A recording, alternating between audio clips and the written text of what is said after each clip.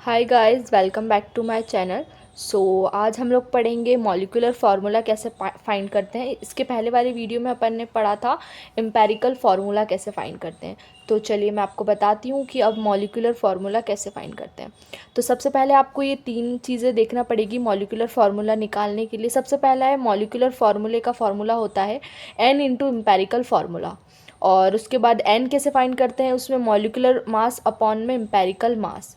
और उसके बाद आ जाते हैं मॉलिक्यूलर मास। तो मॉलिक्यूलर मास के लिए n into vapour density. Vapour density अपन को क्वेश्चन में गिवन होती है और n की वैल्यू हमेशा आपको 2 लेकर चलना है। तो आइए हम आपको नेक्स्ट क्वेश्चन बताते हैं कि इसको कैसे सॉल्व करेंगे। क्वेश्चन के थ्रू लेते हैं कि इनको मॉलिक्यूलर फार्मूला कैसे निकालते हैं। तो देखिए ये क्वेश्चन है, इसमें अपन को फाइंड करना है कैलकुलेट मॉलिक्यूलर फार्मूला। तो इसमें दे के रखा है कार्बन अपन को 52.17 और हाइड्रोजन दे रखा है 13.05% और ऑक्सीजन दे रखा है 34.78% और वेपर डेंसिटी दे रखी है 23। कैलकुलेट करना है मॉलिक्यूलर फार्मूला। तो सेम एज इट इज़ जैसे अपन ने एम्पेरिकल फार्मूला निकाला था पहले, उसी के थ्रू अपन को एम्पेरिकल फार्मूला फाइंड करना है। देन उसके बाद अपन मॉलिक्यूलर फार्मूला फाइंड करेंगे। तो सबसे पहले देखिए, अभी आपको टेबल बनाना है वैसे ही सेम। सबसे पहले element, percentage, atomic mass, multiple ratio और सिंपल रेशो। तो कार्बन, हाइड्रोजन, ऑक्सीजन ये आपके एलिमेंट्स हो गए। अब इसी के आपको क्वेश्चन में गिवन है परसेंटेज 52.17, 13.05, 34.78 और एटॉमिक मास कार्बन का होता है 12, हाइड्रोजन का 1 और ऑक्सीजन का 16। वैसे ही मल्टीपल रेशो फाइंड करने के लिए आपको परसेंटेज और एटॉमिक मास दोनों का डिवाइड करना है। तो परसेंटेज और एटॉमिक मास का डिवाइड करेंगे तो 4.34 इसका मल्टीपल रेशो आएगा। और हाइड्रोजन का करेंगे तो 13.05 डिवाइडेड बाय 1 तो आ जाएगा 13.05। ऐसे ही ऑक्सीजन के लिए 34.58 डिवाइडेड बाय 16 तो इसका आ जाएगा 2.17। अब ऐसे ही आपको सिंपल रेशो फाइंड करना है। इसमें से आपको लोएस्ट वैल्यू देखना है तो है 2.15 लोएस्ट वैल्यू। तो इस पूरे मल्टीपल रेशो में 2.17 का डिवाइड कर देंगे तो ये सारी वैल्यूज़ आ जाएगी। तो जैसे इन दोनों का डिवाइड करेंगे तो 2 आएगा, इन दोनों का करेंगे तो 6 आएगा और इन दोनों का करेंगे तो 1 आएगा। सब निकाल लिया। अब इसके बाद एम्पेरिकल फार्मूला में आपको कैसे फाइंड करना है वो बताती हूँ आगे। तो एम्पेरिकल फार्मूला तक तो आ ही गए हैं। तो इसका होता है C2H6 और O।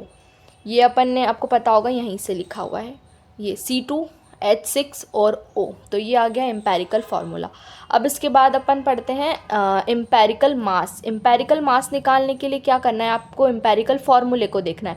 अब एम्पेरिकल फार्मूले में कार्बन है अपने पास 2, तो एक कार्बन कितना होता है 12, मतलब कार्बन का एटॉमिक मास होता है 12, तो 12 इंटू 2 24 प्लस, और हाइड्रोजन का होता है 1 तो 1 इंटू 6 प्लस, और ऑक्सीजन एक ही दे रखा है तो 16 होता है एटॉमिक मास, तो 16 इंटू 1 16 इक्वल्स टू, इन तीनों को टोटल करेंगे तो इसका एम्पेरिकल मास आ जाएगा अपने पास 46।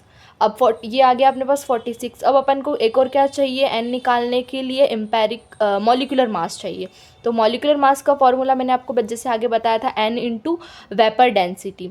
एन को मैंने आपको बताया था कि हमेशा 2 लेकर चलना है हर क्वेश्चन में, और इंटू, और वेपर डेंसिटी अपन को क्वेश्चन में गिवन है, जैसे कि देखिए मैं आपको बताती हूँ, ये 23 वेपर डेंसिटी। तो यही वेपर डेंसिटी आपको नीचे लिखना है, ये देखिए 23। इसके बाद इन दोनों को मल्टीप्लाई करेंगे तो इसका आंसर आ जाएगा 46। अब आप इसके बाद आपको नेक्स्ट स्टेप में क्या करना है, एन फाइंड करना है।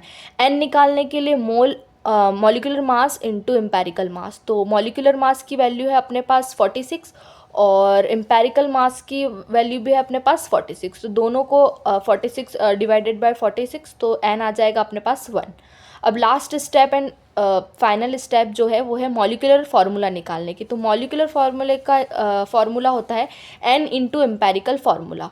तो एम्पेरिकल फार्मूला अपने पास क्या आया था C2H6 और O, और एन क्या निकला है अपने पास 1, तो 1 इंटू C2H6 और O। अब मॉलिक्यूलर फार्मूला इक्वल्स टू 1 से मल्टीप्लाई करेंगे तो सेम एज इट इज़ आएगा। तो इसका मॉलिक्यूलर फार्मूला और एम्पेरिकल फार्मूला दोनों ही सेम है, इसमें कोई चेंज नहीं है। सो ये वाला पूरा क्वेश्चन मैंने आपको सॉल्व करा दिया है। आगे ऐसे ही और आपको क्वेश्चंस बता दूंगी मैं। आज के लिए इतना ही, मिलते हैं जल्दी ही नेक्स्ट वीडियो में। Thank you so much for watching.